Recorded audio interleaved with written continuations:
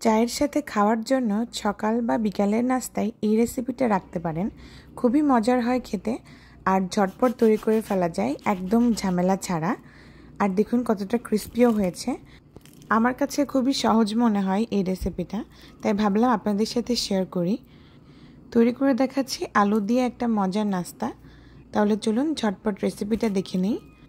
এর জন্য একটা মিক্সিং বোলে নিয়ে নিচ্ছি 1 কাপ আটা। আমি এটা আটা দিয়ে করছি, আপনারা চাইলে ময়দা দিয়েও করতে পারেন।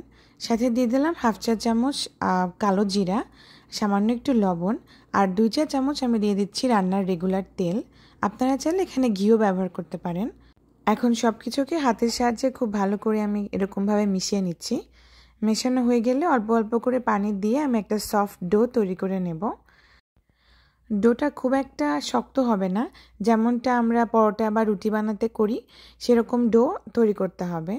ঠিক এরকম সফট টাইপের একটা ডো। এখন ডোয়ের গায়ে একটু হালকা তেল মেখে আমি এটাকে রেস্টে রেখে দেবো 10 মিনিটের জন্য। এই 10 মিনিটের মধ্যে আমরা পুরটা রেডি করে নেব।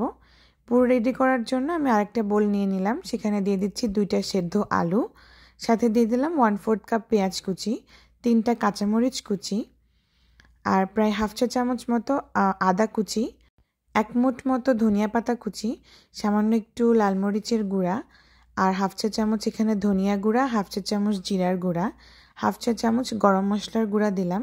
সাথে 1 চা চামচ মতো আমি এখানে দিয়ে দিচ্ছি চাট মশলা। আপনাদের কাছে যদি চাট মশলা না থাকে তাহলে এখানে চটপটির মশলা ব্যবহার করতে পারেন। তারপর অল্প একটু লবণ দিয়ে দিলাম স্বাদ অনুযায়ী। এবার খুব ভালো করে মাখিয়ে আমি একটা সাইডে রেখে দেব।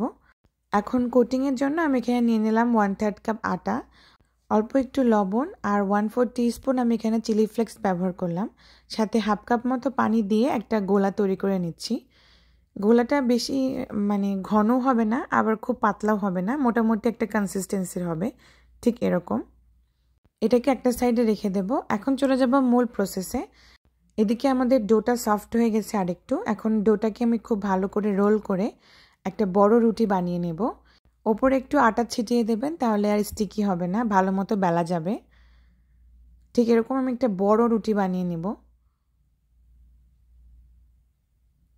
রুটিটা বেশি একটা পাতলা বা মোটা হবে না, যেমনটা আমরা রুটি বানাই ঠিক সেরকমটাই হবে।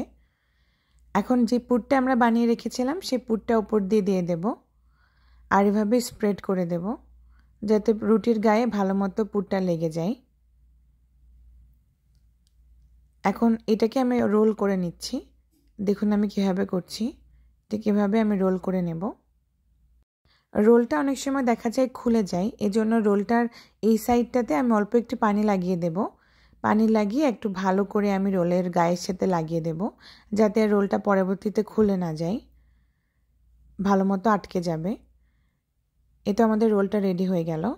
এখন একটা ছুরি দিয়ে আমি এভাবে কেটে নিচ্ছি, ঠিক 1 ইঞ্চি পরিমাণ করে।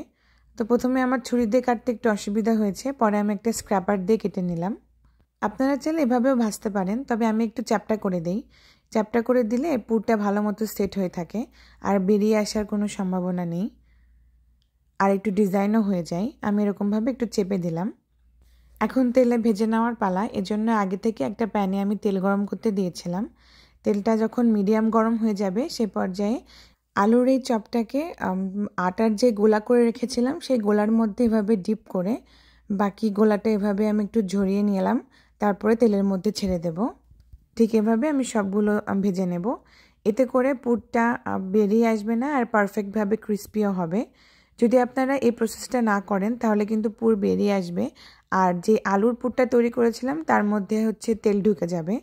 আর এখানে আমি যে আটার গোলাটা তৈরি করেছিলাম, আপনারা এটার পরিবর্তে ডিম দিয়েও এটা করতে পারেন, তবে সেক্ষেত্রে এই পাকোড়ার গাটা একটু ডিফারেন্ট হয়, এরকম স্মুথ হয় না, আর তেলের উপরটা খুব বেশি ফেনার সৃষ্টি হয়ে যায়। এজন্য আমি এরকম গোলা দিয়েই করি। এখন উল্টে পাল্টে ভেজে নেব গোল্ডেন ব্রাউন হয়ে যাওয়া পর্যন্ত।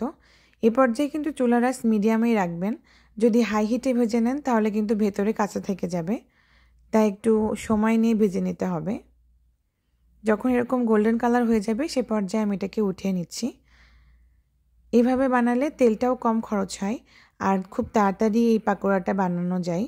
তাই যারা এখনও বানাননি বাসায় তারা অবশ্যই বাসায় ট্রাই করবেন, এটা খেতে খুবই দারুণ হয়। তাহলে আজকের মতো এই পর্যন্তই, দেখা হবে নেক্সট ভিডিওতে অন্য কোনো রেসিপি নিয়ে। সেই পর্যন্ত সবাই ভালো থাকবেন আর আমার জন্য অনেক অনেক দোয়া করবেন। ও আর হ্যাঁ, আপনাদের যদি কোনো ভিডিওর রিকোয়েস্ট থাকে তাহলে অবশ্যই আমাকে কমেন্ট করে জানাবেন, তাহলে পরবর্তী ভিডিও আপনাদের রিকোয়েস্টেরই তৈরি করব। সবাই ভালো থাকবেন। আল্লাহ হাফেজ।